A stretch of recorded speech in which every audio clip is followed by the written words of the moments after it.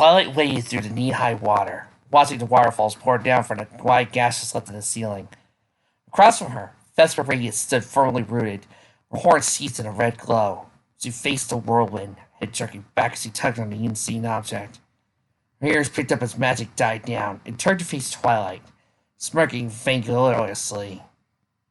So, the Interfront has finally come out to play. Did you grow tired of watching me bludgeon your friends? I must admit, I was certainly getting bored with it. She wiped a hoof across her face, frowning at the sight of the red stains. You did manage to get a few hits in, I'll make sure to repay them later. Twilight's jaw went rigid after the bards against her friends. Whether Vesper was being malicious or just trying to goad her, Twilight wasn't going to fall for it. She looked briefly at the Alicorn amulet, recalling when Trixie had returned to Plainfield with it and harassed her friends. It seemed like such a long time ago, an event under completely different circumstances. Twilight looked back into Vesper's eyes, was rescinded to cerulean for a moment. The bear was clearly out for revenge, yes, but the lengths she was willing to go to get it. Out of all the things Trixie did, at least she never injured someone. What drove you to this? Twilight blurted out. She didn't know if she could feel any sympathy for the villain, but she needed to know why. Why all the destruction and the death? There had to be more than just wanting to become an Alicorn. Vesper's smile slid off her face and a hollow look filled her eyes. Do you know what it's like, Twilight Sparkle? To have everything promised to you? To have the sole attention of the one pony you ever loved? To fall in their hostess knowing you were destined for greatness? And then, to try so hard to please her that she resents you? To have fools and bleeding heart idiots come and eclipse the bond you shared? Her voice grew louder, filling the cave with shouts of rage. To come so close to your destiny, only to have it pulled out from beneath you for one mistake, to be replaced and forgotten, shoved aside like yesterday's model in place of a new, shinier one, to have your heart broken into 1,000 pieces. She thrusted a hoof in Twilight's direction. You! This is all your fault! Yours and Kansas. You two stole away my life, my destiny! I was supposed to ascend and stand by Celestia's side until she named me ruler of Equestria, but then Cadence came along. I tried so hard just to prove myself, just to hear those words, and then she dismissed me! She broke into an emphatic laugh, holding a huff to her face. And now I know why. She saw you coming. She saw you coming the whole time. She just needed an excuse to throw me out. She never loved me. Lies. Lies. Every word was a lie! So I took a step back. Seeing Sunset's face take on those very angry expressions, and a hysterical giggle. It was very unsettling to the extreme. No, this isn't Sunset. It's not Sunset Shimmer. Vesper took a few deep breaths, suppressed her. Does that answer your question, Twilight Sparkle? Are you satisfied now? Undeterred, Twilight stood her ground. If you were really Princess Celestia's student, you would know she loves you unconditionally. Ha! There's no such thing as unconditional love. You only have it until you displease her, or until you served her purpose. Words spoken by every anti-Celestia writer in existence, folks. Her horn flared again, and the Alicorn amulet came to life. Q&A is over now, Twilight Sparkle. You've wasted enough of my time. The funny thing is, I was going to kill Celestia first and show you her mangled body. Your cries of agony would have been music to my ears. Her head tilted to one side, grin became feral. But now, I see killing you would be much more poetic. No, I won't kill you. I'll break you. Watch you scream for Celestia to come to your rescue, and laugh as the hope dies from your eyes when she never appears.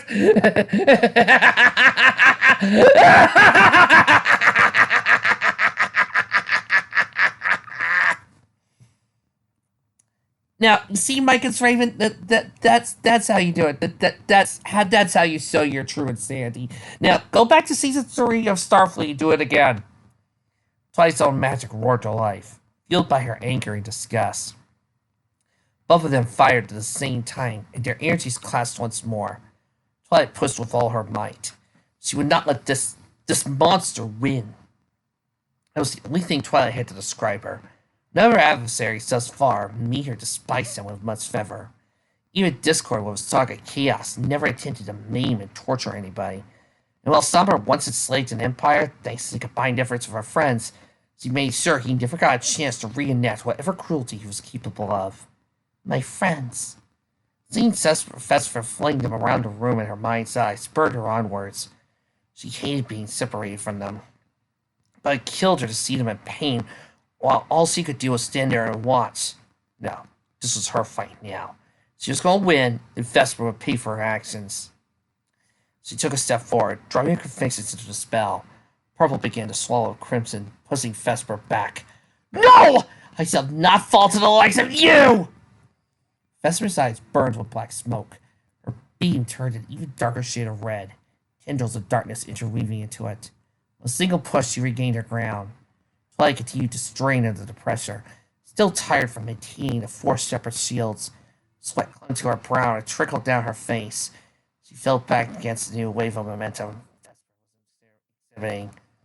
Don't give up. Voice in her head teared. Twilight snapped her eyes open. Wait. A blue light shot past her, merged with a ray of magic, putting it back on par with Vesper's. Twilight shifted her eyes, uncertain whether to be furious or overjoyed. I told you to stay with the others! She shouted over the thermometer. What are you doing here? Yeah, I need some epic music playing. Sunset stood by her side, her eyes squeezed shut in concentration. I couldn't let you fight her alone. You walked away to fight her once, and you lost. I watched you die in front of me, but not again. I won't stand by and do nothing this time! I want to let you guys know there are still over 15 chapters left. Sunset stood by her side, her eyes squeezed shut in concentration. The fur on the back of Twilight's neck stood up at the thought of her own death and Sunset's future. Yet, a warm smile found her way to her face. She smiled at Sunset's will, while Twilight was unsure if Sunset would have been pushing herself so hard. She was glad she didn't have to stand alone. Vesper waned under her combined power, stepping back until she was inches away from the whirlwind. Trying to use his might, she couldn't avoid being sucked in by the vacuum. Back hook extended too far. In an instant, she advanced into the wind. Twilight and Sunset's leftover energy merely dispelled against it. Twilight watched for a second time as Vesper spiraled up the funnel before spinning out and landing in the water with a loud splash. Only she wasn't the only thing that came out of the whirlwind. Pressed against her chest was a black and gray crown, wings folded against each other on each side, and a red jewel at the center. It's mine! Vesper stood up, holding the Tempest crown above her in triumph. It's finally mine! Give us the crown, Vesper. You don't know what you're doing, Sunset shouted. My name is not Vesper, and I know damn well what I'm doing. She grinned, twirling around her hoof. Besides, you know the old saying, finders keepers, losers die! She released a jet of flames, splitting the two up as each dived to one side. Twilight jumped into the air. Single flap of her wings, she boosted forward and tackled Vesper just before she could put the crown on. Flew into the air and landed a wire, disappearing to the murky depths with Sunset diving after it. Vesper hissed and swung a hoof against Twilight's face, knocking her down while she lunged into the ground.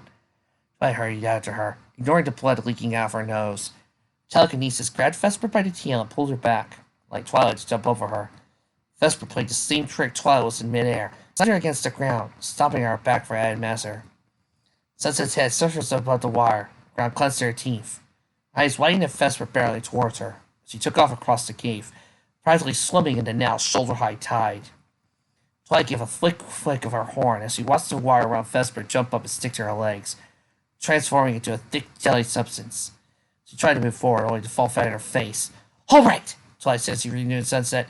We got the crap, let's get... Her words were quickly drawn out as gallons of water crashed on top of her head.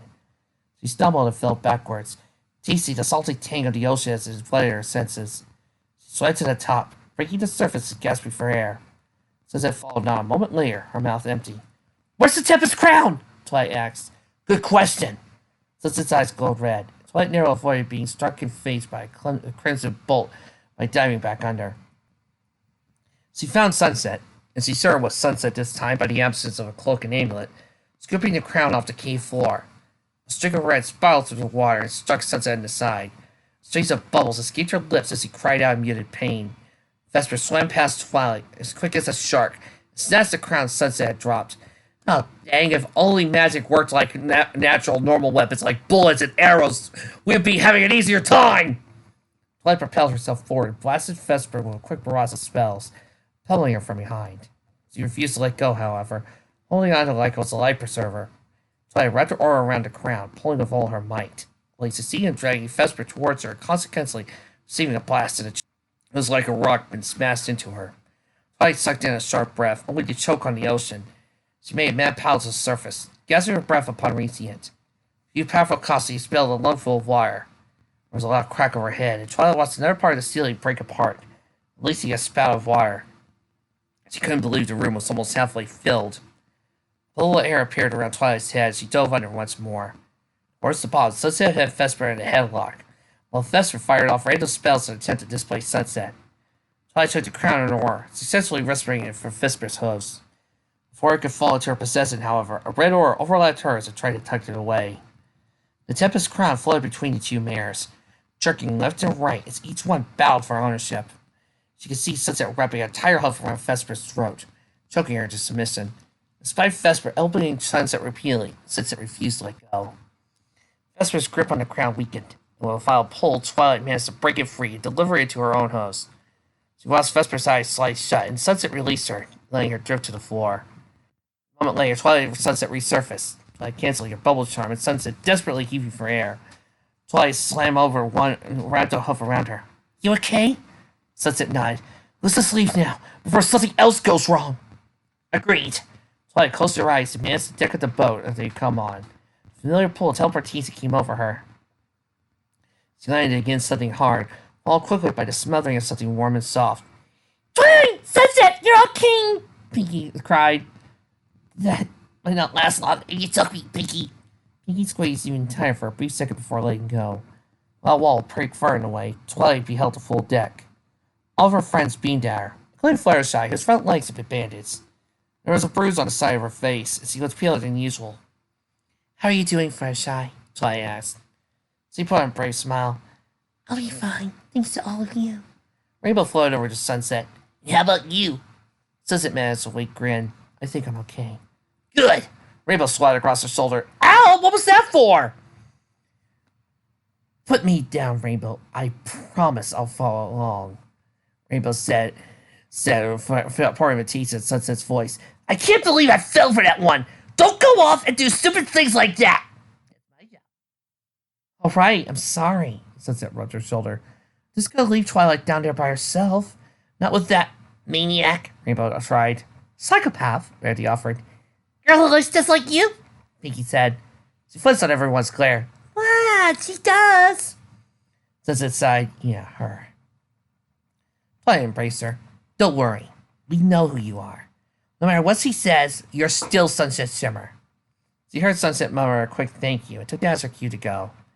Sending up, she could see the ocean surrounding them on all sides. Beyond now, a small dot on the horizon. The ship was covered in a light blue aura, stealing itself across the polished waves. Spike came out of the cabin with blankets, wrapping them around Sunset and Twilight. Paused to give Twilight a hug and pointed at the black object lying on the deck.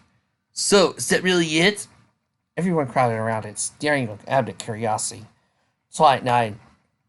"Yes, we finally have one of the Dark Regalia. One more we can make certain no pony can ever become an Alcorn through their use." "How are we going to get rid of them?" Rainbow asked. "You heard Celestial, Luna. These things are indestructible. Unless we can get the elements to ban this inanimate object to the moon, I'm out of ideas." "Well, you could always teleport them to the moon. Luna can apparently breathe, and I remember Luna bringing the moon close to Equestria." Pinky waved in her alcove. "Oh, I have an idea. Let's send it to a volcano." Forsyth let out an earpiece and squeak. "Jeez, fine. All you had to say was no." "Pinkie Pie, I don't think that's why she's screaming." Spike pointed behind her. "Look!" Rapidly approaching in the distance was a small figure. leaving an impressive weight behind her. She tore across the water on the board made of ice, her cloak and mane billowing in the wind. Even from the distance, everyone could see the insurmountable rays on her face. "Give me the Tempest Cloud!" Vesper bellowed. "Why?" She's persistent, Verity said. "Yeah, persistently annoying," Sunset spat. The blue sky turned to fiery red as a hailstorm of flares arched through the air, blasted the ocean around them, rocked the boat with wild waves. The ship lurched to the right, throwing everyone in the opposite direction as they tumbled on each other. Then it lurched to the left, a floating ball of burning air, sending everyone careening to the right. "Barry!" Twilight said. "I'm sorry, dear, but this thing doesn't exactly turn on a bit." Verity jerked the ship again, but the maneuver came too late. The ship rocked as the missile slammed to the black corner, blocking the deck and melting the steel railing. Twilight bounced against the deck and spread her wings in an attempt to regain her balance. She planted her host firmly on the floor and returned fire against Vesper radiance. She easily outmaneuvered all the Twilight spells, slinging her own all the while. "Die already!" An inferno exploded from her horn across the wire. Twilight cast a shield around the back of the boat, watching the flame spit out on the other side of her. "Verity, I hate to put pressure on you, but can you please make this thing go faster?" "I am trying as hard as I can, Twilight!" Verity said in a surly tone. Sunset stood up next to Twilight. Her eyes shone white with power, and steam curled off her coat. Before Twilight could ask what she was doing, Sunset's horn released a gold light that spiraled high into the air. When it reached its apex, it exploded into a shower of simmering arrows, hailing down on Vesper. The fire fell in as she tried to evade the raining light. She weaved through them with nimble grace, raining the waves up and down, soaring sharply to the right. An arrow caught the tip of her board, catapulting her into the air, where another shaft struck her in the shoulder. Before Vesper hit the wire, Sunset let loose one last spell. Light was to jump across the wire and strike Vesper in the chest. A thick iron of lights formed around her body, encasing her from head to tail until she looked like an ice sculpture. She landed on a splash and slowly sank beneath the waves. Twilight stared at the spot where Vesper sank. Her mouth set in a thin line. All was quiet for a few long, tense minutes. When nothing happened, Twilight breathed a sigh of relief and fell back on her flank. "She's not gone," Twilight said grimly. "But hopefully that should keep her at bay for a little while." "Thank you, Sunset. You really..." Twilight looked at Sunset, curled up on the ground, eyes slitted, smoke still clinging to her form. "Sunset!" "No," Sunset said hoarsely. "I am not okay." Twilight pulled Sunset into a sitting position, with Sunset slumping against her. Everything came out to a ragged gas. Her head continuously drooped, only to snap back a second later. "Stay awake, Sunset," Twilight urged. "We're almost back to the port. We'll get some help." Twilight looked over to the side, squinted at the distant skyline of Las Pegasus, feeling her stomach drop. She motioned for Applejack to come over and lean Sunset against her. Twilight trotted over to the bow of the ship and tapped Verity on the shoulder. "Mind if I take over?" Verity released her magic, lines of fatigue under her eyes. "Be my guest, dear. That's not going to look more obvious than I thought it would." Twilight looked stupid or earthly and fasting palace. "I think we could all use a break now." Sunset couldn't remember much after using her magic to attack Vesper Radiance. Just bits and pieces that came back distorted and blurry when she tried to think about them. She did remember feeling like she had spent too much time next to an open fire and was slowly cooked from the inside out. When she had regained full consciousness, she found herself in a very soft bed with blankets tucked tightly around her. She managed to pull a hoof out and felt her forehead, finding a binding of bandages wrapped around below her horn. Pulling the blanket back, she found more replacing the linen wrapped around her shoulder. Her eyes searched the room, taking over the blandness. A small table sat by the bedside, a pitcher of water, a window view of the sea. Curtain pulled back to reveal Twilight, sitting in a chair by the corner reading a medical book. "Twilight?" Sunset raised her voice, knowing how Twilight could get lost in the book. Twilight looked up and shut the book, smiling warmly at Sunset. "You're fully awake. You get slipping in and out of consciousness, even when the doctor stuck the IV in you." Sunset looked at her other foreleg, watching the light green fluid drip down from the bag and into her body. "Herbal medicines to help replenish your magic," Twilight explained, seeing the curious look on Sunset's face. She walked around the table and poured a cup of water, levitating to Sunset, who took it with shaky hooves. "Finally! After all these years! I'm on a potion!" "Thanks." Sunset tossed it back. balancing the feeling of ice-cold water slipping down her throat. She leaned back against her pillow, sinking into it. She looked out the window. She could see the ends of the wire and the dock ponies circling like ants. How long was I out? Not too long. Just a couple of hours. It's actually still pretty early. Where's everyone else? Twilight went back around, pulling her chair closer to Sunset's bedside. Rainbows with Fluttershy. She had to get some stitches for the cuts on her arm. She pointed at the bandages around Sunset. You had to get a few too. Everyone else was getting something to eat downstairs. Sunset closed her eyes and nodded. And the Tempest Crown? She heard the faint hum of magic and peeked an eye open to see Twilight pull a pair of saddlebags out from under the bed. I put your hourglass in here too, for safekeeping. Sunset's hoof involuntarily moved to the base of her neck, noticing for the first time the absence of her odd necklace. She exhaled deeply. Thank you, Twilight. Twilight tucked the saddlebag under her bed. Actually, I should be the one thanking you. You hadn't come back for me. You hadn't cast those spells. I'm not sure what would have happened. She said softly, looking down at the checkered floor. I told you, I wasn't going to let you face her alone.